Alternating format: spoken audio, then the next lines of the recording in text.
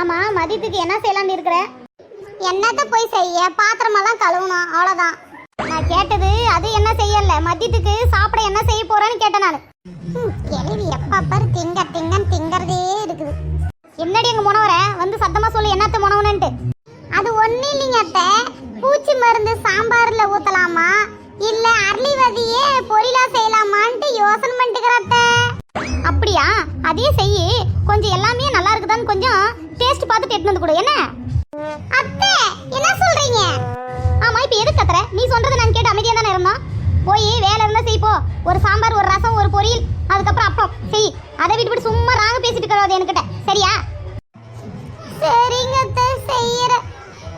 ஏங்க ஒரு நிமிஷம் உள்ள வர முடியுங்களாங்க? பேசுவியா பேசுவியா? உங்க அம்மா சொன்ன முதல்ல அமைதியான தானே இருந்த, அதான் வாங்க. ஏன் மொட்டை, உங்க அம்மா பேசும்போது அமைதியா தானே இருந்த. ஏதாவது ஏமா அப்படி சொல்ற? ஏமா அவளை வேலை வைக்கிறேன்னு ஏதாவது கேக்குறியா? மொட்டை வாயை மூடு. ஏதாவது அல்ட்ராசவுண்ட் வெளியே வந்துச்சு, போய் உங்க அம்மா கிட்ட போட்டு கொடுத்த. நைட்டு தூங்கும் போது அப்போ வந்து தலகணி வச்சு அம்மிக்கு சாகடிச்சிருவேன், ஜாகிரதை.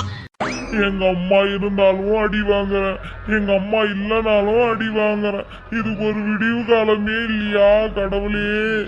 போதும் போதும், விடிவு காலம் வரும். கண்ணை தொடச்சிக்கின்னு போய் கிளீனா போய் அந்த மொட்டைக்கிட்ட உட்காந்து நார்மலா இருக்கிற, என்ன மாதிரிக்கிற நார்மலா இருக்கிற லூசு லூசு.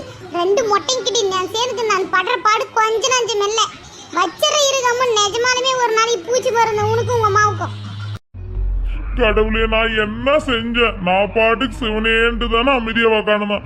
மாமியா மருமகள் சண்டையில நான் ஏதாவது தலையிட்டேனா? நான் பாட்டுக்கு பொத்தனாப்புல தானே உக்காட்டு இருந்தேன்.